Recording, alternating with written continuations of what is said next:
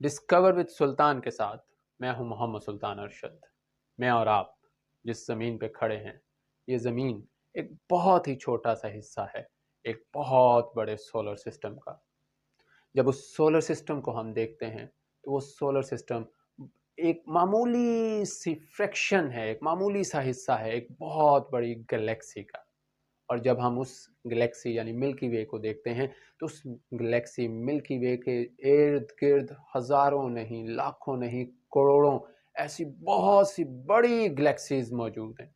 اور جب ہم ان سب کو کلیکٹ کرتے ہیں، اکٹھا کرتے ہیں، تو بنتی ہے میری اور آپ کی کائنات. جی، یہ جو میری اور آپ کی کائنات ہے اس کی ایک آرگینک ایج ہے، اور محتاط اندازے کے مطابق میری اور آپ کی یہ کائنات 13.8 بلین سال پہلے وجود میں آئی. یہاں سوال یہ ہے کہ یہ جو کائنات 13.8 بلین سال پہلے وجود میں آئی، اس کائنات کے وجود میں آنے سے پہلے کیا تھا؟ وہ کیسا تھا؟ وہ کیسے بنا؟ پھر وہ کیوں ختم ہوا اور یہ کیوں بنا؟ کہتے ہیں the beginning of something brings the end of something and the end of something brings the beginning of something. اس سوال کے جواب کے لیے ہمیں دیکھنا پڑے گا ایڈون ہبل کی طرف. جی، ایڈون ہبل نے 1929 میں ایک تھیوری پیش کی جسے کہتے ہیں تھیوری آف ایکسپینشن. یہ تھیوری کیا کہتی ہے؟ یہ کہتی ہے کہ کائنات مسلسل پھیل رہی ہے، بگ بینگ سے آج تک پھیلتی آئی ہے اور آج سے آگے مسلسل پھیلتی جا رہی ہے. اور یہ پھیلتے پھیلتے اس قدر پھیل جائے گی کہ جو ہیٹ ہے اور جو انرجی ہے وہ نہ ہونے کے برابر رہ جائے گی. جب وہ انرجی نہ ہونے کے برابر رہ جائے گی تو ہم فریز ایج میں جائیں گے. فریز ایج کے بعد ہم ڈارک ایج میں، اور جتنا بھی میٹر ہے، جتنی بھی انرجی ہے، اس سب کو بلیک ہولز انگلف کر لیں گے، نگل لیں گے. اور پھر ایک وقت آئے گا کہ وہ بلیک ہول بھی سکڑتے جائیں گے، ختم ہوتے جائیں گے، یہاں تک کہ وہ ایک نقطے میں سما جائیں گے. اس نقطے کو کہتے ہیں سنگولیرٹی، اور یہی پوائنٹ تھا، یہی سنگولیرٹی تھی بگ بینگ کے آغاز پہ. لیکن ہم نے اس سنگولیرٹی سے پیچھے جا کے دیکھنا ہے، تو اس کو سمجھنے کے لیے ہمیں مختلف سائنٹیفک تھیوریز کو دیکھنا پڑے گا. ان میں سے کچھ تھیوریز ایسی ہیں جو پریکٹیکلی پروون ہیں، اور کچھ تھیوریز ایسی ہیں جو فی الحال ہمیں فلسفیانہ بحثیں ہی نظر آتی ہیں، جس میں ہمیں ابھی ایکسپیریمنٹل ایویڈنسز کی ضرورت ہے. اینیویز، سب سے پہلے ہم دیکھیں گے second law of thermo dynamics. Second law of thermo dynamics کیا کہتا ہے؟ something can't produce from nothing. جی، اگر کچھ بنانا ہے تو اس کے لیے پہلے سے ہمارے پاس کچھ موجود ہونا چاہیے.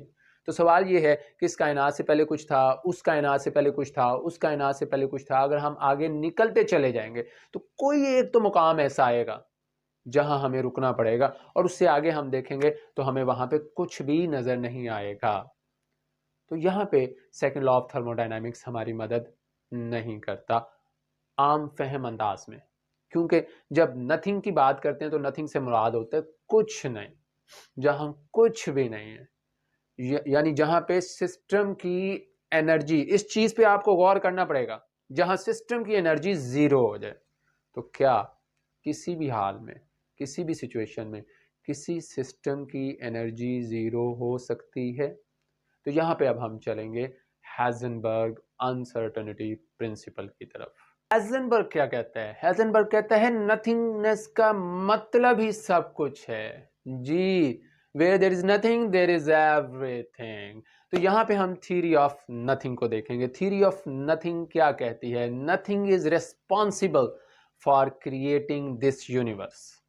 ہائزنبرگ انسرٹنٹی پرنسپل واضح طور پہ کہتا ہے کہ نتھنگ کا مطلب ہی سب کچھ ہے. اس کو سمجھنے کے لیے یہاں پہ ہم ایک اور تھیوری سے ہیلپ لیں گے، اور وہ ہے کوانٹم فلکچویشن. جی، کوانٹم فلکچویشن تھیوری کیا کہتی ہے؟ لیٹ سپوز یہ اسپیس ہے. جی، اسپیس یا ویکیوم. ویکیوم آپ کس کو کنسیڈر کرتے ہیں؟ ویکیوم جیسے ہی آپ کے سامنے آتا ہے تو آپ کے ذہن میں سب سے پہلی چیز یہ آتی ہے کہ یہاں پہ کچھ نہیں ہے، کچھ نہیں. نو میٹر، نو اینٹی میٹر، نو انرجی، نتھنگ، کچھ نہیں. لیکن انسرٹنٹی پرنسپل کہتا ہے کہ نتھنگ سب کچھ ہے. اور اس کو ہم کوانٹم فلکچویشن سے دیکھتے ہیں. کوانٹم فلکچویشن میں جب ہم جاتے ہیں تو وہاں پہ ہمیں پتہ چلتا ہے کہ انرجی سسٹم کی زیرو نہیں ہو سکتی. جی وہ زیرو کے بالکل قریب تو ہو سکتی ہے, زیرو نہیں ہو سکتی. اب کیونکہ زیرو نہیں ہے تو بہت سی ایکٹیویٹیز کوانٹم لیول پہ ویکیوم میں ہو رہی ہوتی ہیں, اور ان ایکٹیویٹیز کی وجہ سے میٹر اور اینٹی میٹر بنتا ہے.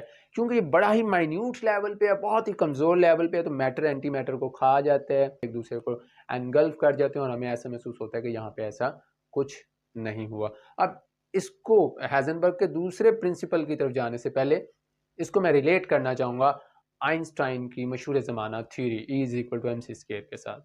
جی انرجی سے آپ میٹر پروڈیوس کر سکتے ہیں اور میٹر سے آپ انرجی پروڈیوس کر سکتے ہیں. تو اگر آپ کے پاس مائنیوٹ انرجی بھی ہے, جی بالکل معمولی سی, which is approaches to zero, جو زیرو کے قریب ترین ہے, تو وہ انرجی بھی کیا کرے گی, وہ بھی میٹر کو پروڈیوس کرے گی.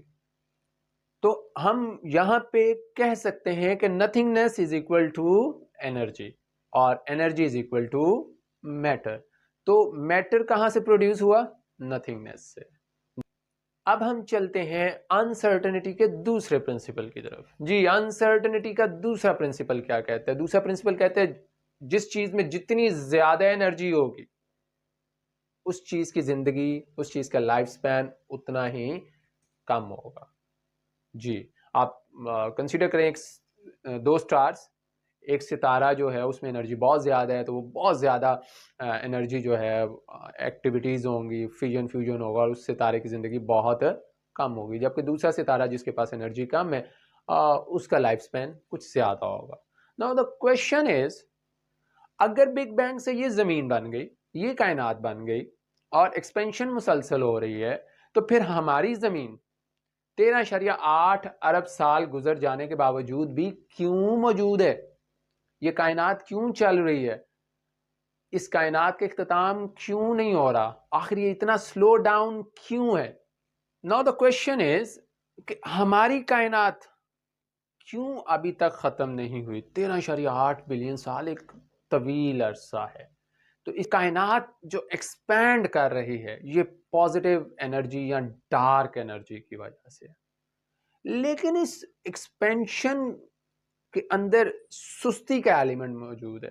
جی یہ ایکسپینشن سلو ڈاؤن ہو رہی ہے ایک اپوزٹ فیکٹر سے, ایک اپوزٹ انرجی سے. اب کیونکہ یہ اپوزٹ انرجی ہے تو اس اپوزٹ انرجی کو ہم نیگیٹو انرجی کہیں گے, اور یہی جو نیگیٹو انرجی ہے اس کو ہم کہتے ہیں گریوٹی. اور اسی گریوٹی کی وجہ سے میں اور آپ کئی بلین سال اس زمین پر گزار چکے ہیں, اور ہم امید کرتے ہیں کہ آئندہ کئی بلین سال ہماری نسلیں اس زمین پر گزاریں گی. لیکن میں یہاں پہ آپ کو بتاتا چلوں کہ صرف ایک فلکچویشن, ایک معمولی سی وائبریشن میری اور آپ کی زندگیوں کو ختم کر سکتی ہے. ہماری آنے والی نسلوں کا اختتام ہو سکتا ہے, یہ کائنات ختم ہو سکتی ہے.